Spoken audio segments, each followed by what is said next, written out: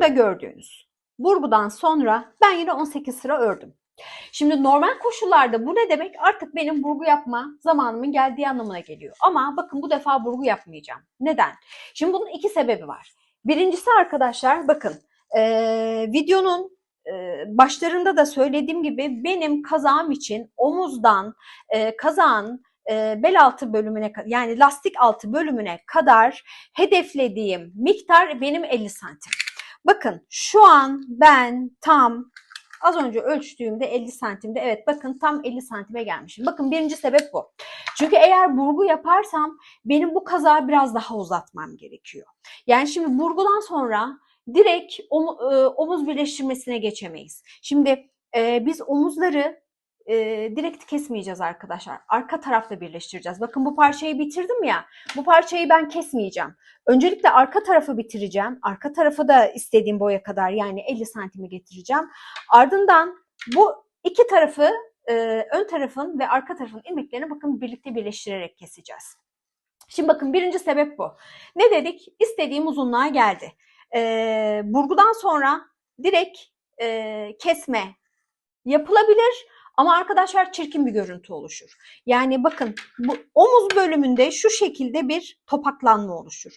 Yani bu da bana göre güzel durmaz. Tabii ki siz isterseniz yapabilirsiniz eğer o görüntü sizi rahatsız etmeyecekse, ama beni rahatsız eder açıkçası. Onun için hani ben kazağımın biraz daha böyle profesyonel görünmesini istediğim için artık burgu yapmayacağım. Bakın birinci sebebi bu. İkinci sebebi de arkadaşlar bakın şöyle söyleyeyim size.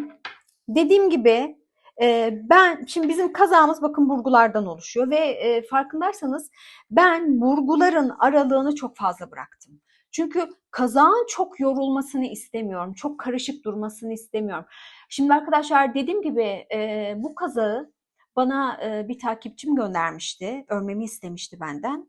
Ama bana gelen kazakta model çok karışıktı. Evet çok güzel bir kazak ama bana göre çok karışıktı. Dolayısıyla bakın ben burguların aralığını daha da geniş yaptım. Dolayısıyla arkadaşlar artık ben bu bölümde yani şu göğüs bölümünde bir sadelik istediğim için bu bölüme burgu yapmak istemiyorum. Bu birinci sebep sadelik. İkinci sebep omuzlardaki bana göre çirkin duracak bir görüntü. Bir de arkadaşlar bakın bizim kazağımız da baskı olacak. Çünkü ben bu kazağın vücutta kum saati gibi durmasını istiyorum. Yani beli neden lastikli yaptık? Bel bölümünü geniş lastikli yaptık. Beli böyle biraz toparlasın, ince göstersin diye. Dolayısıyla bakın belin inceliğini biraz daha vurgulamak için omuzlara küçük birer vatka takacağız. Dolayısıyla bu bölüm ne kadar rahat olursa vatkamızın duruşu o kadar doğal durur arkadaşlar. Şimdi vatka zaten ister istemez hafif bir kabartı yapacak buraya. Üzerine bir de burgunun geldiğini düşünün. Bana göre güzel bir görüntü olmaz. Ama tabii ki dediğim gibi tercih sizin. İsterseniz örgünüzün sonuna kadar burgunuzu yapmaya devam edebilirsiniz. Şimdi bakın arkadaşlar ne yapacağım? Dediğim gibi bu sıra benim için yeterli. Örgüm tam benim 50 santim geldi. Son burgudan sonra da 18 sıra örmüşüm. Bu konuda da bilginiz olsun. Şimdi örgü sıra sayısını çok vermek istemiyorum şu an arkadaşlar. Zaten aslında 3 aşağı 5 yukarı hesabımız ortada. Burada asıl baz alacağınız şey kazağınızın santim cinsinden uzunluğu. Çok ilmek sayısına sıra sayısına takılmayın. Kazağınızı ölçerek devam edin. Bakın şimdi ne yapacağız? Bir miktar ipimi uzun bırakacağım arkadaşlar. Bakın şöyle bir miktar uzun bırakacağım. Umarım kameraya gösterebiliyorumdur. Keseceğim. Direkt keseceğim arkadaşlar. Bakın başka bir şey yapmıyorum. Çünkü benim bu tarafta daha işim bitmedi. Evet örme anlamında işim bitti ama daha birleştirmesi var. Dolayısıyla bu ilmekler bana lazım olacak. Şimdi bakın arkadaşlar. Ben kazağımın ayrımını yaparken bakın kazağımın ön yüzünden başlayarak yaptım. Dolayısıyla bakın arka tarafa da yine ön yüzünden örerek başlayacağım. Şimdi arkadaşlar bakın çift ip gittiğim için ben her zaman ipimin ucuna şöyle bir düğüm atarım. İplerim kaymasın diye. Şimdi bakın yine düğümümü attım. Ne yapacağım? Şöyle bir tığımı alayım. Bakın şöyle arkadaşlar, uygun gördüğünüz bir noktadan, bakın şöyle, şu benim ilk başlangıçtaki ilmeğim olacak. Bakın hemen bunun altına gireceğim. Hatta bakın şöyle arkadan öne doğru gireyim ki ilmeğim kuyruk olarak kalacak yer arkada kalsın. Bakın şöyle arkaya doğru alalım şu ipi ve buraya şöyle bir düğüm atacağım arkadaşlar. İlk 4 ilmeği kesmiştik hatırlarsanız. Burada da aynısını yapacağız. Bakın ilk ilmeği alıyorum. Hiçbir şey yapmıyorum. İkinci ilmeği örüyorum arkadaşlar. İlk ilmeğimi ikinci ilmeğin üstünden atlatıyorum. Ben yine tığımla devam edeceğim arkadaşlar. Ben tığla bunu yapmayı daha çok seviyorum çünkü. Bakın bir adet kestim. Hemen bir sonrakine giriyorum arkadaşlar. Bir sonraki ilmeğime girip normal bakın düz sırada olduğum için ilmeğimi önce düz örüyorum. Ardından bakın tığımda bekleyen ipten kaydırıyorum. Bakın 2 adet kestik. Çok sıkmayın arkadaşlar ki kasmasın. Bakın bir sonrakini örüyorum. Tığımda bekleyen ipten kaydırıyorum. 3 adet kestik. Ve bir sonrakini örüyorum. Tığımda bekleyen ipimden kaydırıyorum. Bakın 4 ilmeğimi kestim. Şimdi arkadaşlar bakın. Benim şu işaretleyicimin bu sadece başlangıç ve bitiş işaretleyicisi değil arkadaşlar. Bu tamamen benim örgü aralıklarımı nerede başlayıp nerede bittiğini anlamak amacıyla takmış olduğum işaretleyicilerim. Bakın normalde işaretleyicimizin bu tarafında bizim 12 ilmeğimizin olması gerekiyordu. 4 taneyi kesince bakın 2, 4, 6, 8 ilmeğimiz kaldı. Şimdi dolayısıyla arkadaşlar bakın bu tarafı lütfen burgu yapacağınız yere kadar dümdüz örün. Burgu yapacağınız yere geldiğinizde artık şu iki baştaki bölümlere burgu yapmıyoruz artık. Saç örgüsü yapmıyoruz. Sadece bizim ön tarafta kalan yahut kazağımızın arka tarafı ise arka tarafta kalan 3 adet saç örgüsünü yapıyoruz artık. Yani bizim artık burgu sayımız 8'den 6'ya düşmüş oldu. Bunun normal koşullarda bizim 8 burgumuz vardı hatırlarsanız. Bunun 3 tanesi kazağımızın ön tarafındaydı. 3 tanesi kazağımızın arka tarafındaydı. Birer tane de kazağımızın yan tarafındaydı. Kol altı bölgesindeydi. Şimdi artık kol altı bölgesindeki burgularımızı yapmadığımızdan sadece önde 3, arkada 3 adet burgumuz kaldı. Şimdi bakın 4 adet bu taraftan kestik. Sıranın sonuna kadar öreceksiniz arkadaşlar. Bakın sırayı bitireceksiniz. Ardından dönüş yaptığınızda diğer tarafta yaptığımızın aynısını yapacağız arkadaşlar. Bu defa kazağımızın ters yüzeyi olacak. İlmeğinizi tersten örüp tığınızda bekleyen ipten kaydırın ya da bir önceki ilmeği son ördüğünüz ilmeğin üzerinden atlatın. Aynı hesaba geliyor. Bakın diğer tarafa geldiğinizde de lütfen kesmeyi unutmayın. Bu birinci husus. Diğer husus arkadaşlar bakın düz tarafta ilmeklerinizin tamamını düz örüyorsunuz. Ters tarafa geldiğinizde son ilmek hariç bütün ilmeklerinizi ters örün. Son ilmeğe geldiğinizde son ilmeğinizi düz olarak örün. Ve bir de arkadaşlar sıra başlarındaki ilk ilmekleri lütfen örmeyin. Şimdi kazağımızın diğer parçasını da omuz hizasına kadar getirelim. Ardından geri gelelim. Kazağımın hem ön hem arka parçası bakın eşitlendi. İstediğim boya geldi. Şimdi arkadaşlar bakın öncelikle şunu belirteyim size. Kazağımızda bizim toplamda 4 adet burgu var. Kol ayrımını yapmadan önce yani spiral dönerken 2 adet burgu yapmıştık hatırlarsanız. Ardından kazağı ön parça ve arka parça olarak 2'ye ayırdık. Ve bakın 2'ye ayırdıktan sonra 2 tane daha burgu yaptık. Yani şimdi bizim kazağımızda toplamda diklemesine 4 adet burgu var. Bakın bu konuda bilginiz olsun. Şimdi kazağımın her iki parçasını da eşit miktarda ördüm. Bakın şimdi omuzları nasıl birleştireceğiz? Şimdi arkadaşlar farklı bir teknik yapacağız bu defa sizinle. İğne ile yeni bir ilmek, yeni bir sıra oluşturacağız. İlmek değil de sıra oluşturacağız. Bakın onu da nasıl yapacağız? Çok affedersiniz. Şimdi bakın arkadaşlar. Şimdi bakın. Ben En son hatırlarsanız kol için bakın şurada dörder adet ilmek kestikten sonra benim şişimin üzerinde ön parça için 88, arka parça için 88 adet ilmek kalmıştı. Şimdi arkadaşlar bakın, örüp bitirdikten sonra omuz bölümünü artık birleştireceğimiz zaman bakın bu ilmeklerin 25 adedini omuzun sol tarafı ve 25 adedini de omuzun sağ tarafı olarak ayırdım. Keza bakın arkadaki şiş için de aynısını yaptım. 25. Ortada benim 38 adet ilmeğim kaldı. Bakın bu 38'er adet ilmeği birleştirdiğimiz zaman bizim 76 adet ilmeğimiz olacak. Bu ilmekleri kesmeyeceğiz arkadaşlar. Çünkü bu ilmekleri diğer kazağımızda yaptığımız gibi milli şişimize geçirip spiral olarak öreceğiz. Bu şekilde boğazı yine dikişsiz elde edeceğiz. Şimdi bakın önce biz bir şu omuz bölümünü birleştirelim. Bakın arkadaşlar, kazağımın düz yüzeyi yukarı, yani bana doğru bakıyor. Bakın bu da kazağımın arka parçasının düz yüzeyi. Bakın ipim arka tarafta. İpimden uzunca bir miktar bıraktım arkadaşlar. Siz de uzunca bir miktar bırakın. Çünkü bakın burada her ne kadar birleştirme yapıyor olsak da şu görmüş olduğunuz, bakın şu başak görünümlü örgüler gibi örgü yapacağız burada. Yani hiçbir şekilde burada herhangi bir dikiş izi belli olmayacak. Dikiş de olmayacak zaten. Şimdi bakın arkadaşlar, 25 adet ilmeğimi ayırdım. Keza burada da 25 adet ilmeğimi ayırdım. Bakın kazağımın her iki parçasının da düz yüzeyi bana bakıyor. Bakın normalde kazak böyle ya arkadaşlar. Şöyle şu şekilde yüz yüze getirdim bunları. Şimdi bakın, ipim arkada.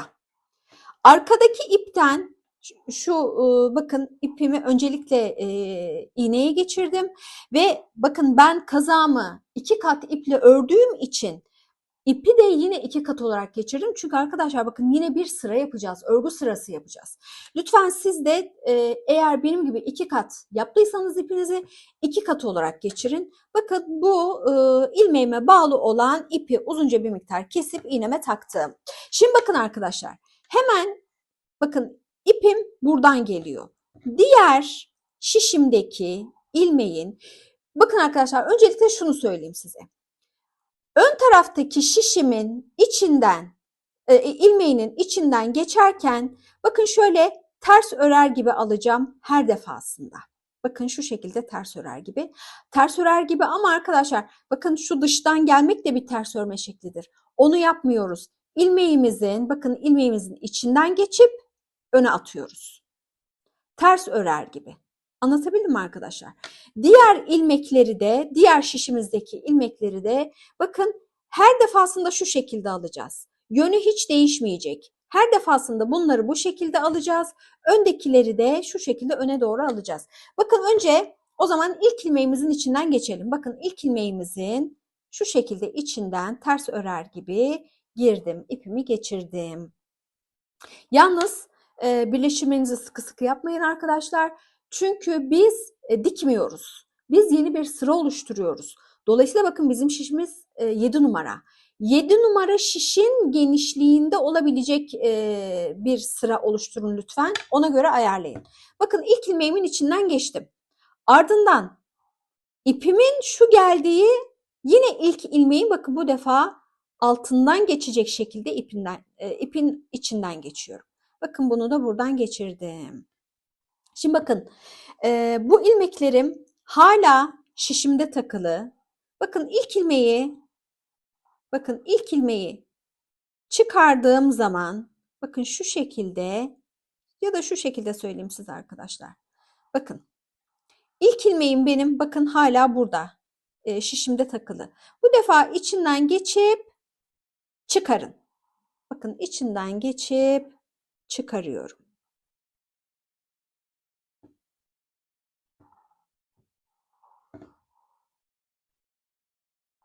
Ardından bakın hala aynı şişle devam edeceğim. Bir sonraki ilmeğin bakın şu şekilde içinden geçtim. Bir sonraki ilmeğin içinden geçtim. Şimdi karşıya geçiyorum. Karşı şişe geçtiğim zaman, bakın ilmeği de bıraktım bu arada. Karşı şişin içerisinden geçeceğiniz zaman ilk önce daha önce ipinizi geçirmiş olduğunuz ilmeğin içerisinden geçeceksiniz. Şöyle bir bakayım da arkadaşlar. Şöyle bir düzelteyim. Bakın ilk önce bunun içerisinden geçiyorum arkadaşlar. Evet.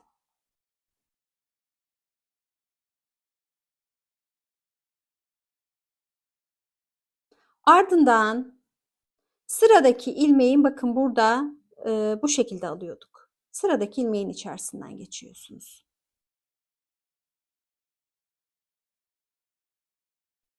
Kafanız karışmasın diye ilmekleri bırakmıyorum arkadaşlar. İsterseniz bakın şu şekilde ilmekleri de bırakabilirsiniz. Geçiş yaptığınız ilmeği. Bakın buradan da artık geçiş yapmıştık, bırakabiliriz.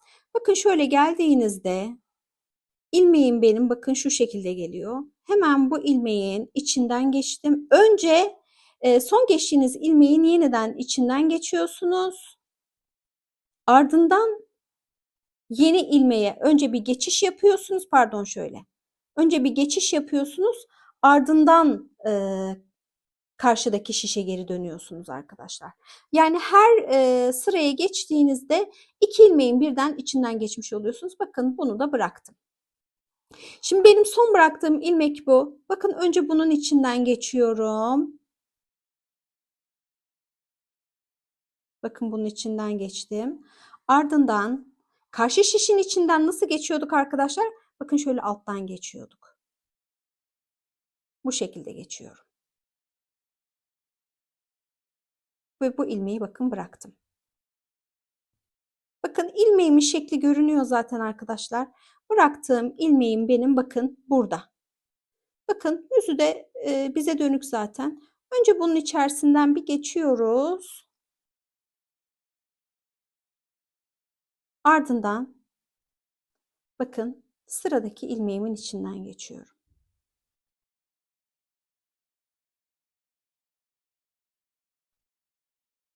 Şöyle bir saniye arkadaşlar, biraz ipimi, evet. Bakın bu ilmeğimi de bıraktım. Karşıda bakın arkadaşlar ilmeğim zaten bana bakıyor. Önce bu ilmeğin içinden geçiyorum. Ardından bakın karşıdaki şişin içinden bu şekilde geçiyordum. Buradan böyle geçiyorum arkadaşlar. Bakın bunu da bıraktım.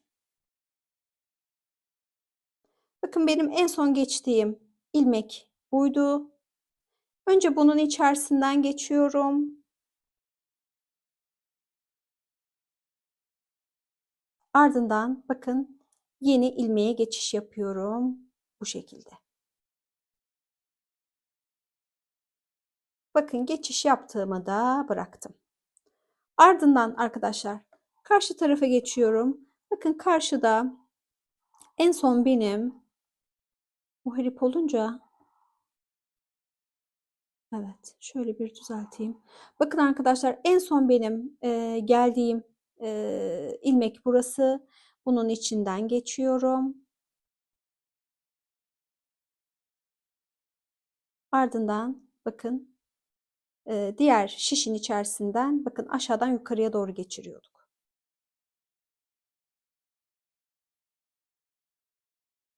Bakın yine öndeki şişime geldim. Bakın hemen bıraktığım ilmek bu zaten arkadaşlar. Önce onun içinden geçiyorum.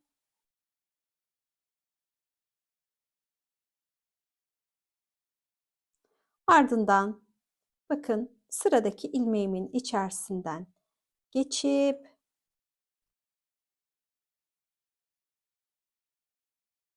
şöyle şuradaki ipi düzeltmem lazım. Evet.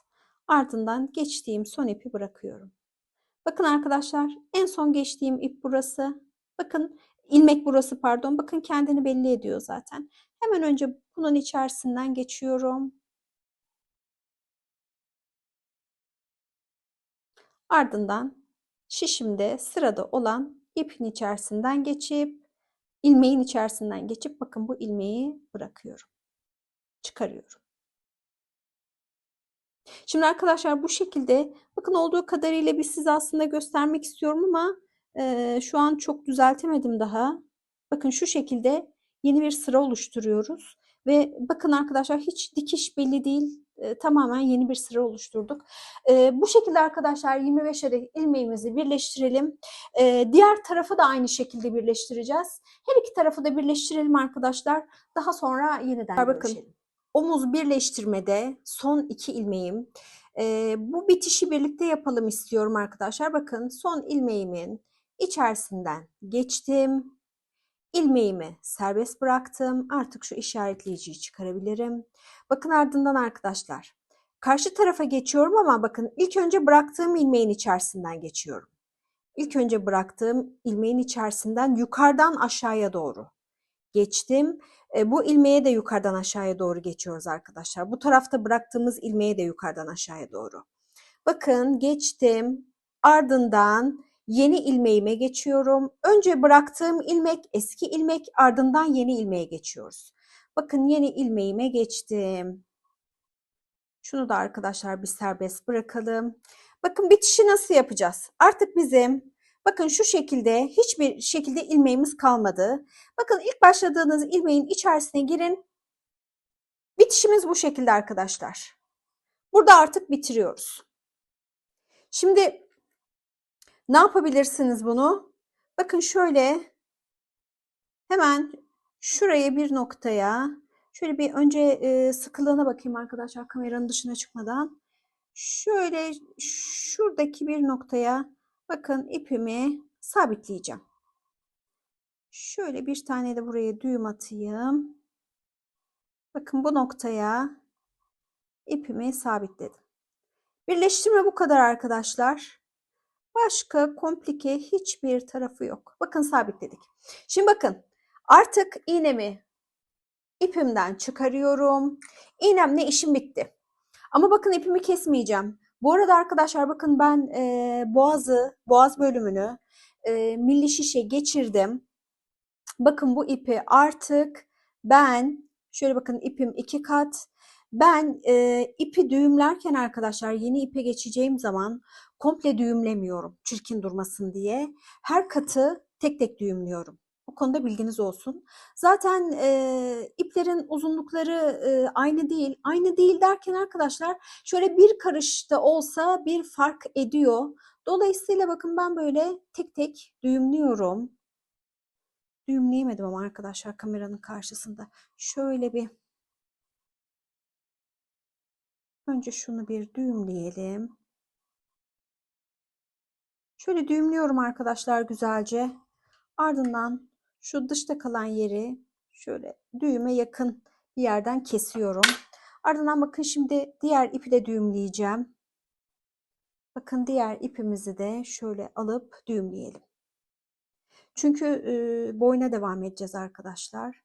Şöyle bir noktadan biraz geriden yapalım. Uçlar ne kadar olsa yıpranabiliyor. Şöyle biraz geriden yapalım. Hatta şöyle bir teyit edelim. Evet. Bakın şu fazla yeri de dibe yakın bir yerden kesiyorum arkadaşlar. Zaten mohair tüylü bir ip olduğu için içinde kayboluyor arkadaşlar bu düğümler. Şöyle bakın size göstereyim. Şöyle bakın küçücük bir düğüm oldu. Şimdi bakın. Omuz bölümünü birleştirdik. Ben hemen size şu birleştirmemi göstermek istiyorum arkadaşlar. Bakın bizim kazağımızı birleştirdiğimiz yer burası. Ben şöyle baktığımda inanın hangi sırada birleştirme yaptığımızı ayırt edemiyorum. Eminim kameradan da anlaşılmıyordur. Çünkü gerçekten belli olmuyor. Çok güzel, çok temiz bir birleştirme. Bu yöntem olarak çok güzel arkadaşlar. Şimdi bakın arkadaşlar. Ne dedik? Boynu artık spiral olarak döne döne öreceğiz. Şunu da çıkarayım şuradan. Şimdi bakın boynun şu bölümünde şöyle birleştirdiğimiz zaman bakın bir boşluk, delik oluşacak. Ben bu deliğin oluşmasını istemediğim için bakın arkadaşlar şimdi buradan şöyle diyeyim size. Bir adet bu taraftan, bir adet de bu taraftan ilmek çıkaracağım arkadaşlar. Bakın ipim bu. Yumağımı bağladım, ipim bu.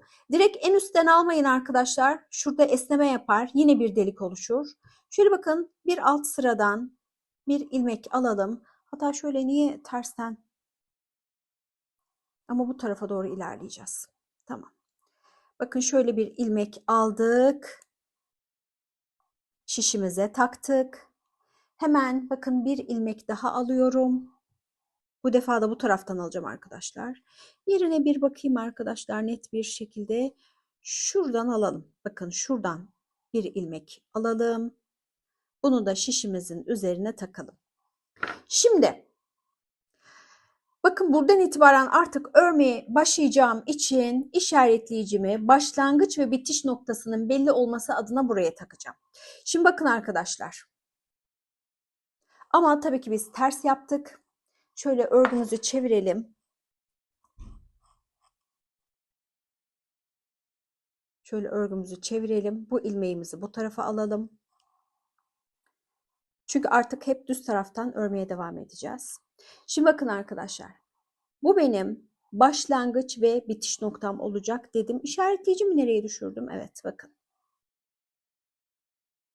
Şimdi buradan itibaren artık düz örmeye başlayacağım. Spiral bir şekilde öreceğiz arkadaşlar. Dümdüz örüyoruz. Artık ben buraya burgu koymayacağım. Boğazda burgu istemiyorum.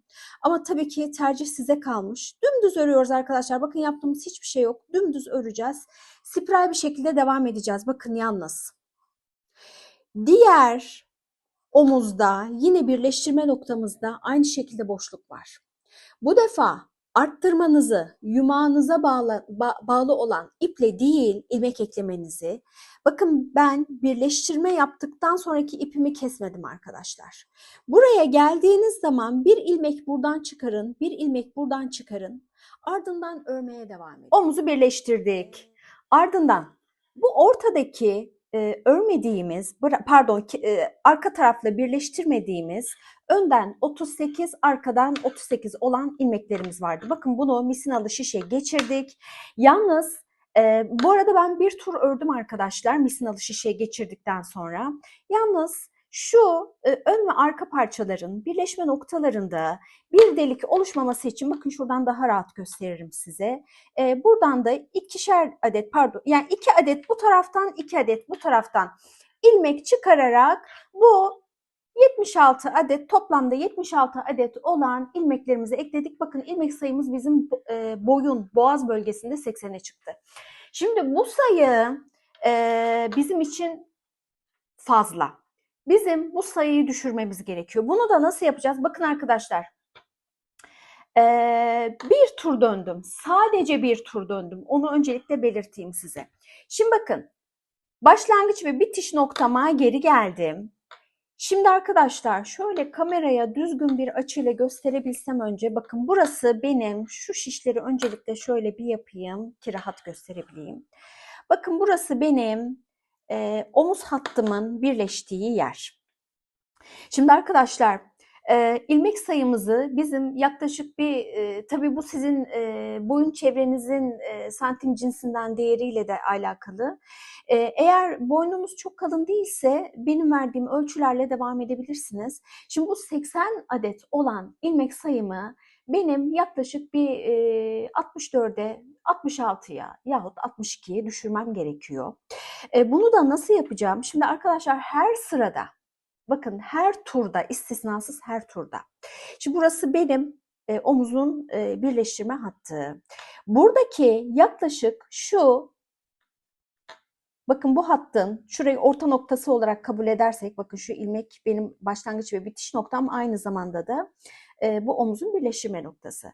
Buradaki 7-8 adet ilmeği yine keza aynı şekilde bu taraftaki 7-8 adet ilmeği ben kesme için kullanacağım. Nasıl? Şimdi bakın, bir sırada, bu arada kesmelerimiz gizli olacak arkadaşlar. Dolayısıyla bakın, her sırada her ilmeği kesmek, daha doğrusu şu şekilde ifade edeyim size. Diyelim ki bir sırada şuradaki ikinci ve üçüncü ilmeği kestik. Bir sonraki sırada, misal veriyorum, 5. ile 6.'yı kesin. Bir sonrakinde 1. ile 2.'yi kesin. Yani her defasında ilmeklerinizin yerini değiştirin ki, çünkü kesme işlemi sonunda dik bir hat oluşuyor biliyorsunuz. Bu hattın oluşmasını istemiyoruz. Dolayısıyla bakın, bu tarafta da aynı şekilde. Kazağın bu tarafında da aynı şekilde. Burası bu arada benim omuz hattım. Diğer tarafa geldiğinizde bakın, isterseniz şurası benim tahmini bir omuz hattım. Bakın, buraya da bir işaretleyici takabiliriz. Yine bunun önündeki, yani sağ tarafındaki işte 7-8 ilmeklik ya da 6-7 ilmeklik alan içerisinde kesmenizi yapın. Keza yine burada da bu 6-7 ilmek alanı içerisinde kesmenizi yapın. Yalnız bakın, şu çok önemli bir nokta. Bizim kazağımızın can alıcı, altın vuruş yapacak noktası boğazın şu ön 20 ilmeklik kısmı. Lütfen bu bölümden ilmeklerinizi kesmeyin. Bu alana hiçbir şekilde dokunmuyorsunuz. Yine aynı şekilde boynun arka bölümünün şu ortadaki 20 ilmeklik alanına da dokunmayın. Çok fazla kafanızı karıştırmayın arkadaşlar. Bakın, şu omuz hattının şuradan daha rahat göstereceğim. Şu omuz hattının zaten yeri belli. Bakın, şuraya falan denk geliyor. 2 ilmek önceymiş, 2 ilmek sonraymış. Bunun çok fazla bir önemi yok.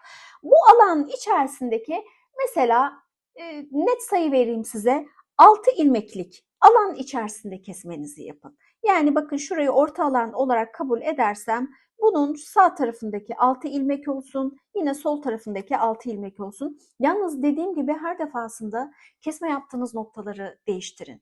Mesela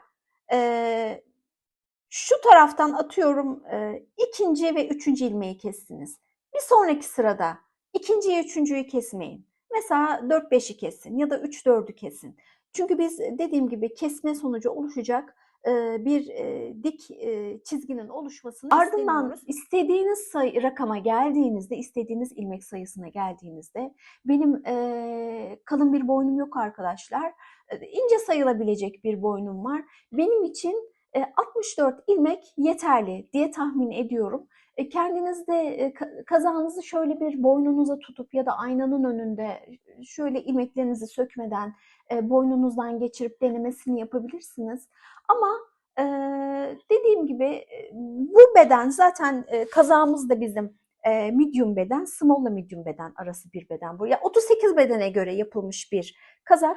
Siz de eğer 38 bedenseniz zaten bu boyun ilmek sayısı sizin için yeterli olacaktır.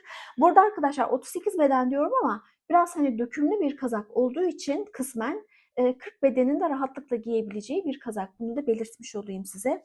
Şimdi arkadaşlar, dediğim gibi her sırada 4 ilmek, pardon 2 ilmek sol taraftan, 2 ilmek sağ taraftan, toplamda 4 ilmek kesmelerinizi yapın.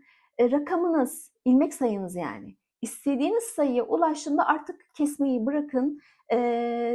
Boyunu, yani boyun bölgesinin yüksekliğinin ne kadar olmasını istiyorsanız, ki ben bunu ortalama bir 18 santim yapacağım kazağın boyun bölümünün yüksekliğini.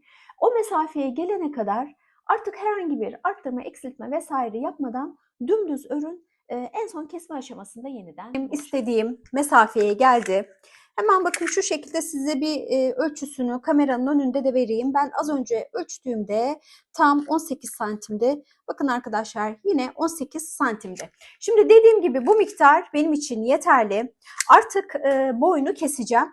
Şu da arkadaşlar, şu işaretleyici de, bakın boynun iki yan tarafında işaretleyicilerim var benim. Aslında bunun artık geçerliliği, hükmü kalmadı. Çıkarabilirdim. Sadece size gösterme amaçlı burada bıraktım. Bakın, ben kesmeye başlamadan önce bu bölüme işaretleyici taktım ki nerenin sağından ve solundan 6 ilmek aralığında kesme işlemi yapacağım. Karışıklık olmasın diye ben bu şekilde işaretleyici taktım. Bakın, bunu çıkarayım artık. Aslında kesme işlemini bitirdikten sonra çıkarabilirdim ama dediğim gibi size gösterme amacıyla bıraktım. Şimdi arkadaşlar bakın. Artık şuradaki son ilmeğimi de hemen öreyim ki işaretleyicim düşmesin diye örmemiştim. Bakın, artık yeni sıraya geçtim. Şimdi yeni sırayı örmeyeceğiz arkadaşlar. Direkt kesme işlemi yapacağız. Bakın, bunu da nasıl yapacağız arkadaşlar? Bakın, hemen sıradaki ilmeği örüyorum. Bu arada arkadaşlar lütfen elinizi çok sıkmayın. Yoksa kestiğiniz noktada bir kasılma olur. Bakın ilk ilmeği ördüm. Ardından şişime aldım. Bakın sağ şişimde bekletiyorum. Bu arada kameranın dışına taşmayayım arkadaşlar. Bakın bir sonraki ilmeği ördüm. Sıradaki ilmeği ördüm. Ardından bir önceki örmüş olduğum ilmeği bakın bu ilmeğin üzerinden atlattım.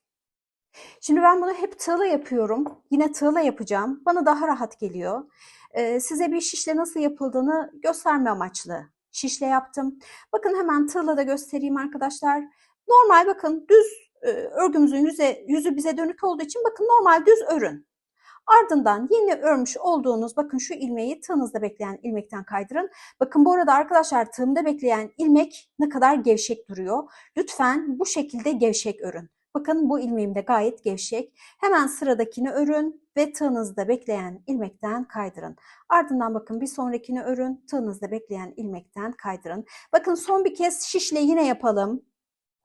Bakın şişimdeki ip gayet gevşek. Hemen sıradaki ilmeği örüyorum ve bakın bir önceki ilmeği şişimde örmüş olduğum son ilmeğin üzerinden atlatıyorum. Şimdi arkadaşlar bu şekilde sıranın sonuna kadar bütün ilmekleri keselim. Sıra sonunda tekrar görüşürüz. Son 3 ilmeğim kaldı. Bakın hemen bunu birlikte keselim. Bakın. Evet, şu an son ilmeğimi de kestim. Bakın tığımda bekleyen ipten kaydırdım. Şimdi arkadaşlar bakın. Dilerseniz şöyle bir adet zincir çekip ipinizi bir miktar uzun tutup kesebilirsiniz. Ama ben şimdi size farklı bir yöntem göstereceğim. Bakın şöyle gösterebiliyorum umarım.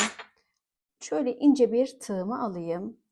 Bakın şöyle kestiğimiz noktaların üst yüzeyine baktığınızda bakın birbirinin içerisine geçmiş zincirler var burada arkadaşlar. Bakın başak desenleri var. Şimdi ve bu zincirler bakın kesintisiz devam ediyor. Ama burada bitiyor. Bakın burada bitiyor. Ne yapacağız? Bu zinciri şimdi bakın buraya bağlayacağız. Şimdi bunun için önce bir makasımı alayım, ipimi keseyim. Şöyle bir miktar keseyim. Şişimi de kaldırayım. Şimdi bunu nasıl yapacağız arkadaşlar? Bakın son kaydırmamızı yaptık. Şöyle çok hafif bir şekilde önce şu altı düğümlemeden ipinizi şu şekilde bir çekin çıkarın. Bakın şurada bizim yine bir son başak desenimiz var. Son zincirimiz var. Şöyle biraz genişleteyim. Bakın arkadaşlar şöyle göstereyim size. Bakın şurada benim bir başak desenim var. Yani zincirim var. Şimdi başlangıçta bakın şu kenara baktığımızda bakın ilk başak desenim benim burada. Bakın bu benim ilk başak desenim. Şimdi bu kesmiş olduğum ipi arkadaşlar bakın örgümün düz yüzeyi burası. Şöyle getireyim. Arkaya doğru bakın tığımı şöyle göstereyim. Örgümün düz yüzeyi bakın ilk başak desenim burada. Tersten öne doğru getirdim. Altından geçiriyorum. Bakın şu her iki ipin altından geçti. Ardından bakın bu ipi şöyle bir arkaya doğru alacağım. Yalnız bakın şuradan tutuyorum ki muharip çok çabuk sıkışır. Buradaki zincir bana lazım. Bunu sıkıştırmamam lazım. Bakın ipimi buradan geçirdim. Bakın birbirine yaklaştıracağız. Ama şimdi bu ipi burada bırakamayız. Bakın şurada bizim ipimizin gelmiş olduğu bakın şu başak deseninin içinden geliyor. Şimdi tekrar bu ipi bu başak deseninin içerisinden geçireceğim ki burada yeni bir başak deseni yaratayım. Bakın şuradaki başaktan bahsediyorum. Bakın tığımı bunun içinden geçirdim. İpimi bu defa da bu başak deseninin içerisinden geçiriyorum. Aşağıya doğru alıyorum. Bakın yeni bir başak deseni oluşturduk. Kenarı da bakın bu şekilde birleştirdik. Yalnız bakın bunu bu şekilde bırakmayın. Hemen şurada tabii bir açıklık oluşuyor.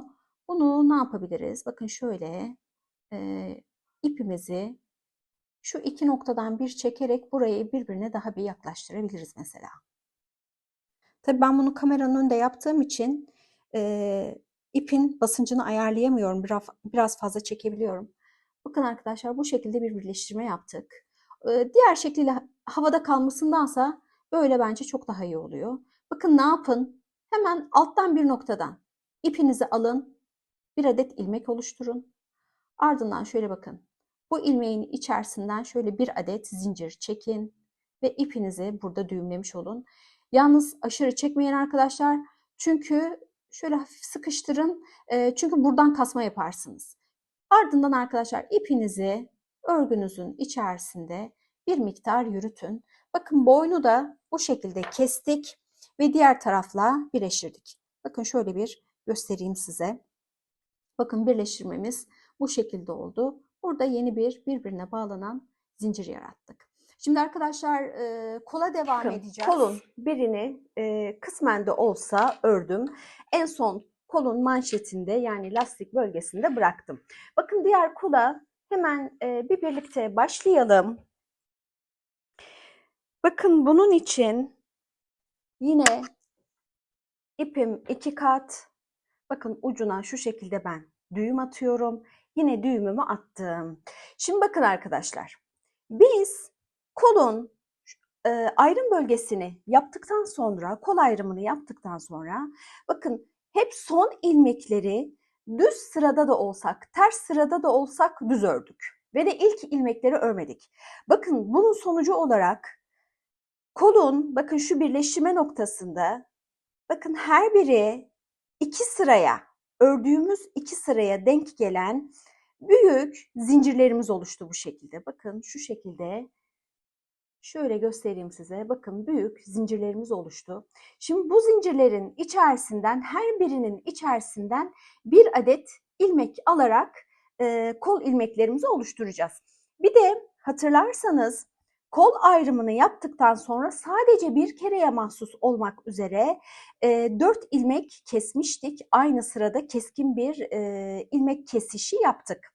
Bakın bu 4 ilmeğin yani 4 ön tarafta 4 arka tarafta olmak üzere bu 4 ilmeğin yani toplamda 8 ilmeğin her birinden bunlar her ne kadar bakın şuradaki ilmekler kadar geniş olmasa bile bunların her birinin içerisinden bakın birer adet ilmek alacağız yine. Bunu da unutmayın lütfen. Bakın kolunuzu şu şekilde koyduğunuzda önce bir kolunuzun orta noktasını belirleyin. Bakın şu nokta, şurası benim kolumun orta ilmekleri. Şu ilmeğimi azıcık genişletirsem eğer, bakın şurası benim kolumun orta ilmeği. Burayı da bir işaretlemek istiyorum. Şimdi bakın kol ağzından başlayacağım arkadaşlar ilmek almaya. Çünkü başlangıç ve bitiş noktamın benim kol altı olmasını istiyorum. Şimdi orta noktasını buldunuz arkadaşlar. Bakın. Şuradaki bakın 1, 2, 3, 4 ilmeğim benim burada. Bakın hemen şunun içerisinden ama tığımı şöyle tersten geçireyim ki ipin ucu arkada kalsın. Yani iç tarafta kalsın. Bu arada kameranın kadrajı içerisindeyim değil mi? Bakın buraya arkadaşlar bir düğüm atacağım öncelikle. Bakın düğümümü oluşturdum. Bu kısa ipi de kolun iç tarafına doğru verebilirsiniz. Şimdi bakın arkadaşlar. Ne dedik? Bu 4 ilmeğin kol ayrımını yaparken kesmiş olduğumuz 4 ilmeğin bakın tamamından bakın tığımı geçirdiğim zaman burada bakın tığımın üzerinde 2 adet ilmek oluşuyor. Bu demektir ki ben bu ilmeğin tamamının altından girmişim. Tek bacağından girmeyin arkadaşlar. Orada boşluk oluşur. Bakın şöyle bir ilmek alıyorsunuz ve bunu şişinize geçiriyorsunuz. İlmek oluşturma bu şekilde arkadaşlar. Bakın ikinci 4 adedin yani 4 adet ilmeğin bakın ikincisinin içinden geçtim. Burada ilmeklerimiz diğer ilmeklere nazaran biraz sıkışık olacak. Bu sizi korkutmasın. Ama tabii şişimizde kayabiliyor bu şekilde. Şimdi kameraya gösterebilme açısından ben yerimi çok ayarlayamıyorum maalesef. Dolayısıyla böyle şişten çıkmalar olabiliyor. Bakın 4 ilmeğimden aldım. Sıranın sonunu bitirdiğimde yine buradan 4 ilmek alacağım. Bakın şimdi nereye geçtik? Asıl kolay yere geçtik arkadaşlar. Bakın benim burada büyük ilmeklerim var. Büyük kenar ilmeklerim var. Bunların her birinin içerisinden sadece bir adet ilmek alıyorum. Bakın her birinden sadece bir adet. Ve ilmeğin komple içinden geçin arkadaşlar. Bu tığım biraz küçük oldu galiba. Şöyle bir yarım numara büyük tığa geçeyim. Bakın arkadaşlar yerleri belli zaten. Şöyle baktığınızda da burada hafif boşluklar var. Bakın bunların her birinin içerisinden geçerek birer adet ilmeğinizi oluşturun. Ta ki sıranın sonuna kadar bu şekilde devam edin. Toplam 52 adet ilmeğim oluştu. Bu orta noktamın bakın sol tarafında 26 adet ilmeğim var. Sağ tarafında 26 adet ilmeğim var. Bakın öncelikle bir orta noktamızı şu şekilde ayarlayalım. Bakın ben bu ilmek işaretleyiciyi bakın buradan çıkarıyorum. Şimdi bunu niye taktık arkadaşlar? Örgü yani saç örgüsü yapacağımız noktayı belirleyebilmek için yaptık. Şimdi bakın burası benim omuzumun tam orta noktasıydı. Buradan hemen bakın şunu şöyle bir bırakayım arkadaşlar.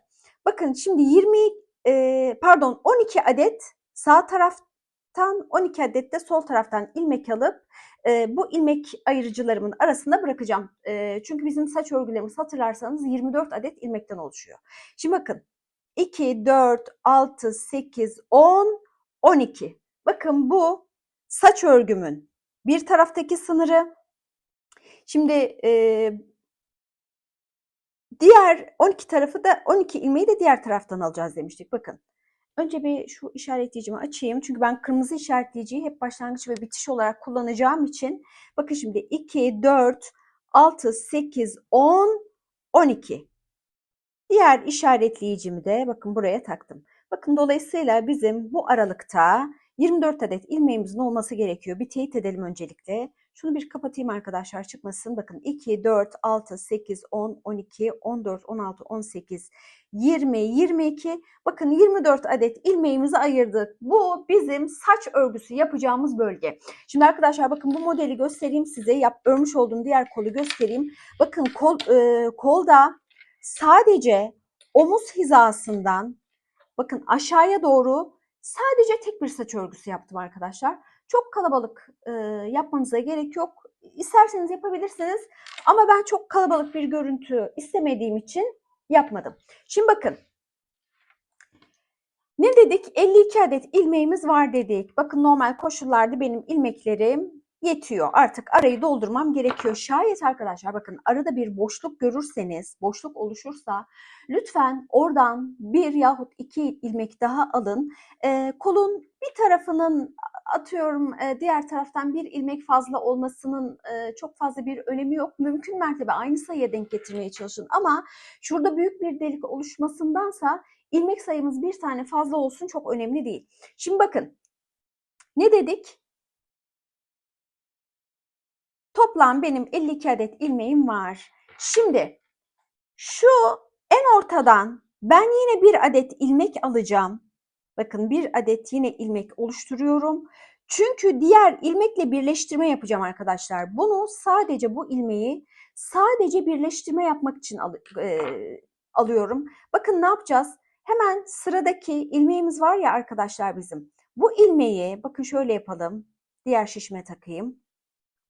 Bu bakın öndeki sol şişimin önde olan ilmeği bakın benim ipime bağlı olan ip.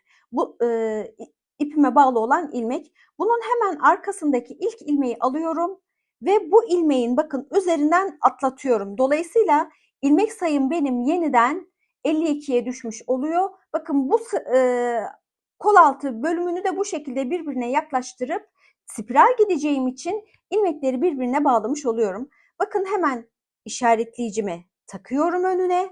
Ardından dümdüz örmeye başlıyorum arkadaşlar. Şimdi hemen ilk sırada saç örgüsüne başlamayacağız arkadaşlar.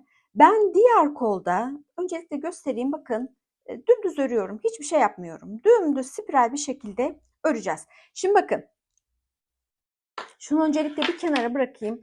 Ben diğer kolda arkadaşlar bakın direkt ilk sıradan saç örgüsü yapmaya başlamadım.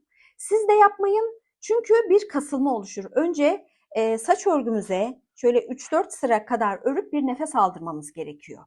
Yani kıvrılma mesafesi bırakmanız gerekiyor. İlmekleri çünkü birbirinin üzerinden atlatıyoruz. Şimdi dolayısıyla bakın ilk önce şimdi ilmeklerimizi aldık. Ne yapacaksınız? 5 tur dönün. Dümdüz. Ben burada öyle yaptım. 5 tur boyunca sadece dümdüz ördüm. 6. tura geçtiğimde bakın şu ilmekleri saç örgüsüne nasıl başladıysam burada da o şekilde başladım.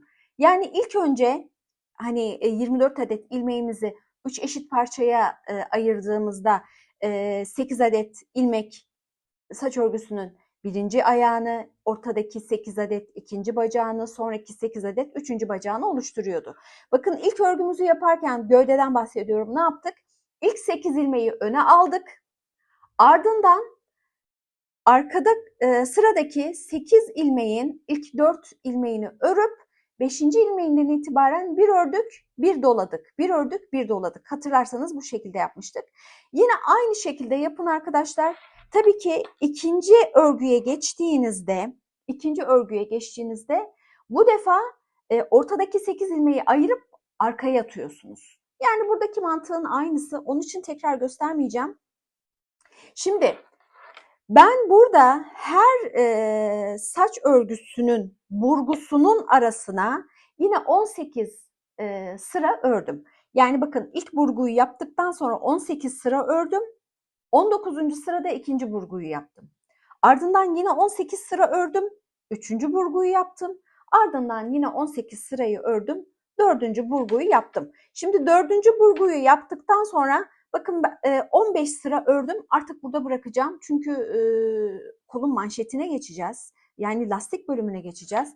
Ben lastiğe yakın bir bölgede bir burgu istemiyorum ki manşetin üzerine kol güzel bir şekilde balonlanarak düşsün. Aksi halde hani biz manşete balon yapıyoruz ya arkadaşlar. Eğer o bölüme yakın bir alana saç örgüsü yaparsak o bölgede bizim ilmeklerimiz, örgümüz yakınlaşacak birbirine. Dolayısıyla istediğimiz türden şık bir balon görüntüsü elde edemeyeceğiz. Dolayısıyla bakın 15 sıra ördüm. Şöyle şu aralığın bir nefes almasını sağladım. Ardından bakın şimdi kolun manşetine geçtim. Diğer kolun ben manşetini yaptım. Aynen bakın gövdedeki gibi tekstil tipi lastik yaptık. Şimdi tekstil tipi lastik neydi arkadaşlar? Bir sırada düzleri örüyorduk, tersleri örmüyorduk. Diğer sıraya geldiğimizde de tersleri örüp düzleri örmüyorduk. Spiral daha doğrusu misinalı şişle gittiğimiz için ters düz gideceksek arkadaşlar her sırada düzleri örmüyoruz. Çünkü bir sıranın tersi bir sonraki sıranın düzü olduğu için.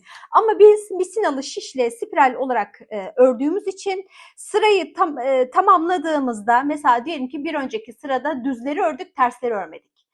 Sıra başına geldiğimiz zaman bu defa tersleri örüp düzleri örmüyoruz. Bakın tekstil tipi lastik bu. Şimdi arkadaşlar bu lastikten de ben toplamda bakın 25 sıra örmüşüm. Yalnız 25 sıra demek arkadaşlar 50 tur demek. Çünkü tekstil tipi lastikte bir ilmeği örüp diğer ilmeği örmediğimiz için dolayısıyla da örmediğimiz ilmekleri bir sonraki sırada ördüğümüz için 2 sıra, 2 tur gittiğiniz zaman aslında bir tur kadar büyütmüş oluyorsunuz. Dolayısıyla arkadaşlar bakın 50 tur döndüm ama yine de size şöyle bir santimetre cinsinden ölçüsünü vereyim. Bakın arkadaşlar santimetre olarak da tam 8 santim örmüşüm. Bu şekilde de ölçünüzü alabilirsiniz. Şimdi biz kazağın kolunu 7 numara şişle ördük. Kola geçerken yani lastiğe geçerken direkt 4 numara şişe geçeceğiz. Bakın gövdede bu şekilde geçmedik. Gövdede 4 numara şişle ördük lastiğimizi. Ardından ilk sırada, lastikten sonraki ilk sırada 5 numara şişe geçtik. 2 tur döndük. Ardından 5,5'a geçtik. Yine 2 tur döndük. Ardından 6'ya geçtik. 2 tur döndük. Ardından da 7'ye geçtik. Artık geri kalanları 7 ile devam ettirdik. Şimdi kolda bunu yapmayacağız. Çünkü kolda zaten biz bir balonlanma istiyoruz. Ben gövdede böyle fos bir döküntü istemediğim için, yani lastiğin üzerine böyle fos bir yığılma istemediğim için kademeli geçiş yaptım. Ama kolda zaten biz şöyle hafif bir balonlanma istiyoruz. Dolayısıyla kolda direkt 4 numara şişimize geçeceğiz. Koldan şimdi 52 adet ilmek topladık. Bakın ben bu aşamaya gelene kadar koldan hiçbir şekilde ilmek eksiltmesi yapmadım. Zaten arkadaşlar bakın bu burgular kolu ister istemez topluyorlar. Dolayısıyla ilmek eksiltmeye ihtiyaç duymadım. Yalnız bakın manşete geçtiğimizde 52 adet olan ilmek sayımızı birdenbire ilk sırada 12 adet eksilteceğiz. 40 adet ilmeğe düşeceğiz. Yalnız bunu kendi bileğinizin kalınlığına göre ayarlayın. Bunun için de arkadaşlar daha önce göstermiştim size. Bakın daha önce burada ördüğümüz bir tekstil tipi lastik var. Kolunuzu bunun üzerine koyun. Hafif gererek, çok hafif ama aşırı germeyin. Hafif gererek şurada birleştirin arkadaşlar. Aradaki ilmek sayısını sayın. Kolunuza kaç adet ilmeğin uygun olduğunu bu şekilde ölçebilirsiniz. Benim çünkü kolum ince bir kol arkadaşlar. Çok ince değil ama ince sayılabilecek bir kol. Bunu kendi kol ölçünüze göre ayarlayabilirsiniz. Ama dediğim gibi 38 beden giyen biri rahatlıkla bu koldan bileğini, elini geçirebilir. Şimdi bakın. Ne dedik? Bu sırada birdenbire 12 adet kesme yapacağız. Ama aynı zamanda hem şişimizi değiştireceğiz hem de tekstil tipi lastiğe geçeceğiz. Şimdi bakın arkadaşlar. Burası benim başlangıç ve bitiş noktamdı. Bakın benim işaretleyeceğim burada. Şimdi bakın şiş numaramı değişeceğim için direkt hangi şişe geçeceksem o şişle başlayacağım. Yalnız şimdi arkadaşlar 12 adet ilmek keseceğimiz için, şurayı çok sıkmayayım arkadaşlar. 12 adet ilmek keseceğimiz için ben kesme işlemini ilk ilmekten itibaren başlayacağım. Bakın hemen bu arada arkadaşlar ben şu şekilde yaptım. Bir kestim. Ardından 3 tane galiba. Şimdi birlikte yaparız da yapınca daha net hatırlıyorum çünkü. Bakın ilk sıradaki 2 ilmeği düz olarak ördüm. Şimdi arkadaşlar ilk sırada biz düzleri örüyoruz. Dolayısıyla kesmelerinizi tekstil tipi lastik yaptığımız için düzlerde yapacaksınız. Arkadaşlar şuradaki ilmeğim çok daralıyor. Dolayısıyla şu ilk kesmemi yapayım. Ondan sonra şişimi bir geriye doğru iter, rahatlatırım. Bakın arkadaşlar. Şimdi direkt bakın ilk 2 ilmeğin birlikte altından geçiyorum. İpimi doluyorum, kesiyorum. Bu benim hem birinci kesmem hem de aynı zamanda bakın düz örgü yaptım. İpimi ön tarafa alıyorum. Bakın tersi örmüyorum. Ardından ipimi arka tarafa aldım. Düzü ördüm. Ardından bakın ipimi ön tarafa alıyorum. Tersi örmedim. Bakın bir kestim. Aradaki 3 taneyi normal kesmeden devam ettirdim. Sıradaki 2 ilmeği yine birlikte keserek bakın 2 adet ilmek eksiltmiş oldum. Hemen ipimi yine öne aldım. Örmedim. Arkaya aldım. Düzü ördüm. Öne aldım. Tersi örmedim. Bakın sırada düz örgümüz var. Yine bakın 3. defa kesmiş oldum. Şimdi bu şekilde arkadaşlar ben ayarlamamı bu şekilde yaptım. Toplamda 12 adet ilmek eksilttim. Yalnız arkadaşlar kaç ilmek eksiltirseniz eksiltin muhakkak en son kalan ilmek sayınız lütfen çift sayıda olsun. Çünkü spiral devam ediyoruz. Bir ters bir düz, bir ters bir düz şeklinde devam ettiğimiz için bakın ilk ilmeğimiz bizim düzdü. Dolayısıyla son ilmeğimizin bizim ters olması gerekiyor. Yani düzün yanına, düzün önüne tersin gelmesi gerekiyor ki tekstil tipi lastiğimizin görüntüsü bozulmasın. Bakın bu şekilde devam edelim arkadaşlar. Kol lastiği Yine 8 santime geldi. İstediğim mesafeye ulaştım. Bakın ölçüp yine söyleyeyim size. Bakın tam 8 santim arkadaşlar. Diğer kolu da 8 santim yapmışım hatırlarsanız. Bakın diğer kolun ben lastiğini şu şekilde bakın iğne ve iplikle kapattım. İlmek atmamız da İtalyan yöntemiyleydi arkadaşlar. Kapatmamız yani kesmeyi de yine İtalyan yöntemiyle yapacağız. Bakın şu şekilde göstereyim size. Bakın tamamen hazır örgüymüş gibi görünen bir teknik. Umarım rahat gösterebiliyorumdur. Bakın şu şekilde arkadaşlar. Bakın şimdi birlikte yapacağız. Şimdi arkadaşlar eğer ben bu sırayı örmeye devam ediyor olsaydım, bakın bu sırada düzleri örmeyecektim, tersleri örecektim. Yani bakın en son ördüğüm sırada ben düzleri örmüşüm, tersleri örmemişim. Devam ediyor olsaydım şayet bu sıraya tersleri örüp düzleri örmeyecektim.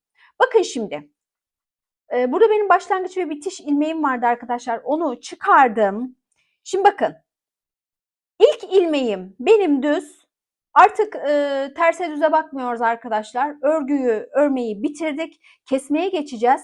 Ama bakın kesmeye geçmeden önce şu ilk ilmeği, düz gelen ilmeğimi bir ördüm. Bakın ardından şişime geri taktım. Şimdi bakın arkadaşlar. Bir miktar ipinizi uzun bırakın. Bunu bırakacağınız miktar için arkadaşlar hep şu şekilde söylerler. İpinizi şöyle örgünüzün etrafına. Bakın bu bir tur. 3 tur bu şekilde ölçü aldığınızda, bakın 3 tur ölçü aldığınız zaman şu kadar bir ip bırakmam gerekiyor benim. Ben her zaman garantici olduğum için fazla ip bıraktım. Ama diğer kolda fazla geldi mi? Evet fazla geldi. Demek ki 3 tur yetiyor. Şöyle biraz geri çekeyim arkadaşlar. Bakın sıranın başında düz gelen ilk ilmeğimi ördüm. Çünkü ipimi benim bu ilmeğe taşımam gerekiyordu. Bakın şimdi arkadaşlar. Bu kapatma tekniğinde arkadaşlar bakın birinci husus. Her ilmeğe iğnemizi ikişer defa geçireceğiz. Bu birinci husus. İkinci husus ise arkadaşlar bir ilmeğe ilk geçişimiz diyelim ki düz ilmeğe ilk ipimizi geçireceğiz. İlk geçirişimiz ters şekilde olacak. İkinci geçirişimiz düz şekilde olacak. Eğer düz ilmek ters ilmekse ilki düz olarak alacağız.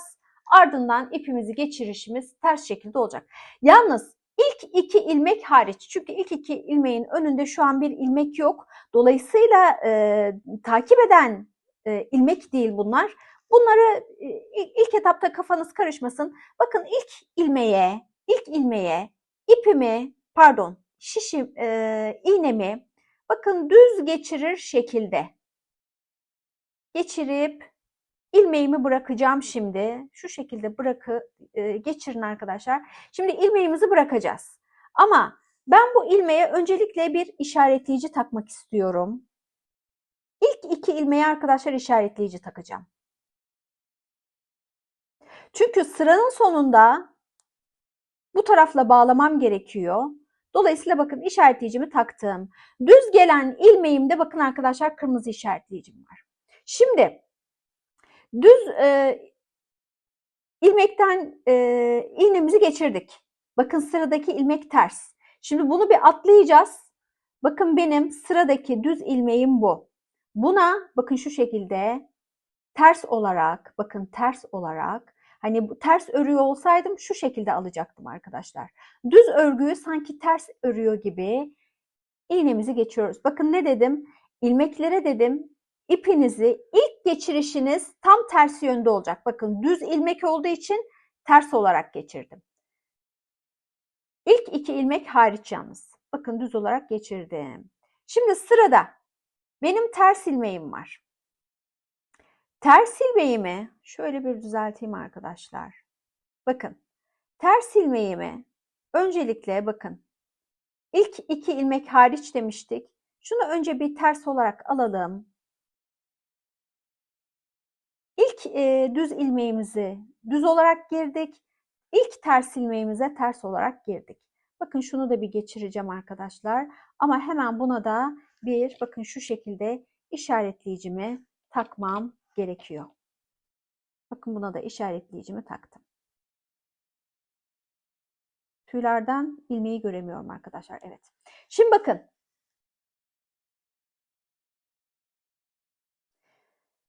Benim bakın bir sonraki ipim şu an benim ters ilmekte. Bakın bir sonraki ters ilmeğim bu. Bu benim düz ilmeğim. Bir sonraki ters ilmeğim bu. Şimdi bakın bu ilmeğe düz olarak geçir. İlk geçişimiz ne dedik arkadaşlar? Tersse düz gibi, düzse ters gibi.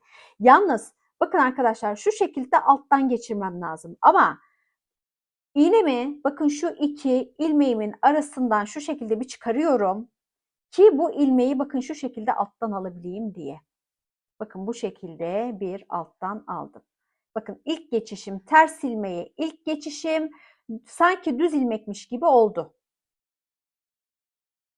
Şimdi artık kafanız karışmayacak. Bakın sırada düz ilmeğim var. Düz ilmeğime zaten ilk tersimi girmiştim. İlk geçişimi ters olarak yapmıştım. Bakın düz olarak şişten çıkarıyorum. İlk geçişimi sıranın başında değilken ilk geçişimi düz ilmeğe ters şekilde yaptım. Ama şişten çıkarırken bakın düz olarak çıkardım. Çıkardıktan sonra bakın sıradaki düz ilmeğe şöyle bir tersten giriyorum.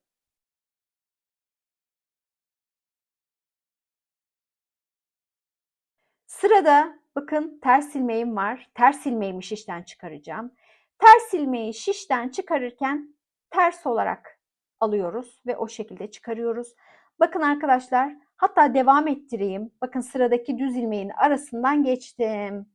Bakın iğnemi çıkardım. Çünkü sıradaki ters ilmeğe düz olarak gireceğim. Bakın ters ilmeğim burada. Bunun iç altından şu şekilde geçtim. Bunu anlamazsanız arkadaşlar şayet çünkü ipimiz tüylü yorumlara yazabilirsiniz. Bunun için ayrı bir video çekebilirim size. Daha düzgün görünen bir iple. Bakın sırada düz düz ters olarak geçtik. Evet sırada düz ilmeğimiz var. Bakın düz ilmeğimi düz bir şekilde çıkardım. Şişten çıkarırken düzse düz, terse ters olarak çıkarıyoruz. Ama bakın düz işimiz bitmedi. Düz ilmekle bir sonraki düz ilmeğe bakın bu ters ilmek. Atlıyorum düz ilmeğe. Bakın buna ters olarak giriyorum. Bu ilmekten yani şu an iğnemi geçirdiğim ilmekten ilk girişim olduğu için bakın ters olarak girdim. Şişten çıkarırken düz olarak çıkaracağım. Terse de ilk girişim düz olacak. Çıkarırken ters olarak çıkaracağım. Bakın hemen sırada ters ilmeğim var. Ona geçiş yapıyorum. Ardından bakın şu aradaki ilmeğin yani sıradaki düz ilmeğimin arasından geçip ters ilmeğimin altından giriş yapıyorum. Bakın bu arada ters ilmeğimi de evet bıraktım. Şimdi bakın arkadaşlar sırada düz ilmeğim var. Düz ilmeğimi çıkardım. Bakın çıkardım ve hemen bir sonraki düz ilmeği ters olarak giriş yaptım. Belki böyle tek hamle olarak gösterirsem daha mantıklı gelir. Şimdi arkadaşlar bakın sırada ters ilmek var. Ters ilmeği size tekrar göstermek istiyorum. Bakın ilk ters ilmeğim bu. Şimdi şişten çıkaracağım bunu. Bakın bir sonraki ters ilmeğim bu. Bu ters ilmeğe bakın sanki düz örer gibi alttan geçireceğim iğnemi. Bakın şu şekilde alttan geçireceğim aslında. Ama şöyle geçiremedim göstermek için. Bakın şu şekilde alttan geçireceğim. Ama yaptığım şey şu. Önce iğnemi şu düz ilmeğin arasından çıkaracağım ki o ters ilmeği şuradan yakalayabileyim. Bakın hemen yapalım. Bakın ters ilmeğimi aldım. Ters ilmeğimi ters olarak aldım. Ardından bakın hemen sıradaki düz ilmeği atlayıp ters ilmeğin altından geçirip ipimi çıkardım. Bakın sırada düz ilmeğimiz var. Düz ilmeği düz olarak alıp iğnemle çıkardım ve hemen bir sonraki düz ilmeğin bakın şu şekilde altından önünden geçirdim arkadaşlar. Şimdi bir tane daha yapalım. Bir ters ilmek daha yapalım. Kafa karıştırıcı olan sanırım ters ilmek. Bakın terse ters olarak girdim. Şişten çıkaracağımız zaman terse ters olarak düze düz olarak giriyorsunuz. Bakın ardından sıradaki şu düz ilmeğimi atlayıp bakın şöyle arasından tam iki ilmeğimin arasından geçirdim arkadaşlar. Ardından bakın şu ters ilmeğimi altından kavrayıp iğnemi çıkardım. Bakın sırada düz ilmeğim var. Düz ilmeği düz olarak aldım ve sıradaki düzün şu şekilde altından girdim. Arkadaşlar tersleri bu şekilde alıyorsunuz. Bakın tersleri şu şekilde alıyorsunuz. Düzleri bu şekilde alıyorsunuz. İlk iğnenizi geçirirken. Çünkü ne dedik? Her ilmeğe iğnemizi 2 defa geçiriyoruz. Bu şekilde arkadaşlar sıra sonuna kadar gidelim. Sıra sonunda tekrar. Arkadaşlar geldik son 4 ilmeğe. Ha bakın bir şey daha söyleyeyim arkadaşlar size. Diyelim ki kesme işleminizi yaparken yani ilmekleri İtalyan yöntemiyle artık örgünüzü bitirirken ara vermek zorunda kaldınız. Geldiniz acaba ben ters ilmekte miyim, düz ilmekte miyim? Onun tereddütünü yaşıyorsunuz. Bakın benim ipim nerede şu an? Arka tarafta. Biz ip arka taraftayken ne şekilde örerdik? Düz olarak örerdik. Demek ki benim sıradaki ilmeğim düz ilmek. Çünkü bakın ben şu an bakın düzü bu şekilde aldım. Ardından ilk düz ilmeğime, sıradaki düz ilmeğime bakın ilk geçişimi ters olarak yaptım. Ne yaptım? İpimi bakın ön tarafa aldım. Yani ters ilmeklere hazırladım. İpimiz ön taraftayken demek ki sırada bizim öreceğimiz, birleştireceğimiz ilmekler ters. Bu konuda da bir bilginiz olsun. Bakın ipim önde. En son düz ilmeğimi kestim. Bakın ters ilmeğimi ters şekilde alıyorum. Hemen zaten son ilmeğim benim ters ilmek. Bakın şu şekilde aradan geçirdim. Şu ters ilmeğin de altından. Doğru mu geçiyorum arkadaşlar? Şöyle göremedim. Bir saniye arkadaşlar. Şöyle gözüm iyi görmedi. Evet bakın altından geçtim. Geriye kaldı benim 2 ilmeğim. Ne yapacağım? Şimdi bakın. Sıradaki düz ilmeğe. Evet düz olarak girdim. Çıkardım. Ne yapacağım? Bakın şurada benim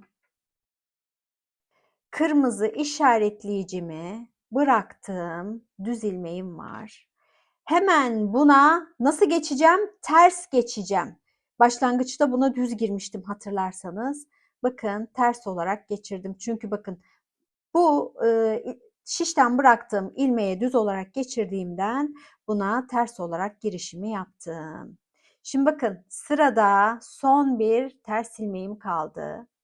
Şişten çıkarırken ters ilmeğe nasıl gireceğiz? Ters olarak gireceğiz. Ters geçirdim. Tamam. Şimdi bakın mavi ilmeğimde ne var? Benim ters ilmeğim var. Hemen bakın şunun içinden de şurada görünüyor zaten arkadaşlar bakın. İster şu şekilde geçirin. Aşağıda birleştirin. İster bu şekilde geçirin. Çok fazla değişen bir şey olmayacak. Bakın. Birleştirdik. Tertemiz bir kol manşeti elde ettik. Hemen ne yapalım? Bakın bitti. Böyle bırakmayın tabii ki sökülür. Hemen şöyle biraz örgünüzü, pardon ipinizi aşağıya taşıyın arkadaşlar. Şöyle bir çevirelim. Bakın şöyle çok ipimizi kasmadan biraz çekeyim de ipinizi bakın şu şekilde aşağıya taşıyın. Bir miktar şöyle dönelim. Bakın her ilmeğin içerisinden, pardon her sıranın içerisinden geçiyorum ki hani bu ipim sıkışık olsun. Çünkü kendini serbest bulursa sökülebilir. Bakın aynı noktadan yeniden geçtim. İpimi, iğnemi bu noktadan geçirip şöyle bir düğüm attım. Ama tabii benim biraz daha devam etmem gerekiyor. Çünkü ben bu konularda biraz garanticiyim arkadaşlar. Şöyle biraz daha devam ettireceğim. Ardından bakın son yaptığım işlemi tekrar yapacağım. Bakın aynı noktadan bir daha geçtim. ve şuraya yeniden bir düğüm attım. Ardından bakın biraz daha ipimi yürüteceğim. Bu sefer düğüm atmadan bırakacağım arkadaşlar. Şöyle şurası çirkin oldu. Şöyle düzelteyim. Evet. Ardından bakın hemen ipimi keseceğim. Bu kadar artık bizim için yeterli. Şimdi kazağımız bitti arkadaşlar. Çok güzel bir kazak oldu gerçekten. Şöyle bir hemen göstereyim size. Şöyle esnek, elastik bir kol ağzımız, kol manşetimiz oldu. Normal kesme yapsaydık arkadaşlar hem bu kadar şık bir görüntü elde edemezdik. Hem bu kadar profesyonel durmazdı. Hem de normal kestiğimiz zaman bu şekilde burada bir ipten kaynaklı bir kasma oluşuyor. Yani şu elastik dokuyu elde edemiyoruz. Bakın onun için İtalyan kesme yöntemiyle kestik. Bakın bu da diğer kol ağzımızdı. Bakın bu şekilde. Hemen lastiği de göstereyim arkadaşlar size. Şimdi arkadaşlar bakın bu lastiği bu kadar uzun örmek zorunda değilsiniz. Diyelim ki siz bu modeli kullanmak istiyorsunuz ama bu lastiği kullanmak istemiyorsunuz. Dökümlü, alt tarafı düz inen bir kazak istiyorsunuz. Ya da mesela kilolu kadınlarımız böyle bir model tercih etmeyebilirler. Ne yaparsınız? Bu şekilde bir lastikliği de bildiğimiz klasik bir ters bir düz, bir ters bir düz, yani tekstil tipi olmayan bir ters. Kameraya sığdırabildiğim kadarıyla arkadaşlar kazağın son halini şöyle bir paylaşmak istiyorum sizinle. Bakın başlangıçta ve kolun bitişinde biz tekstil tipi lastik yaptık. Bu şekilde yapmak zorunda değilsiniz arkadaşlar. Bildiğimiz bir ters bir düz yahut iki ters iki düz şeklinde bildiğimiz klasik lastik de yapabilirsiniz. Bu şekilde bir turik kazak elde etmiş olursunuz. Ben kazağın şu gövde bölümünün tamamen böyle oturmasını istediğim için arkadaşlar tekstil tipi lastik tercih ettim ama dediğim gibi tercih size kalmış. Bakın şu haliyle bir kameraya sığdırmaya çalışıyorum ama maalesef çok başarılı olamıyorum. Yine de olduğu kadarıyla bir göstereyim size. Umarım faydalı bir video olmuştur. Yapacak olanlara şimdiden kolaylıklar diliyorum. Videomu beğenip yorum yapmayı ve de kanalıma abone olmayı lütfen unutmayın. Herhangi bir sorunuz varsa şayet yorumlar bölümünden sorabilirsiniz.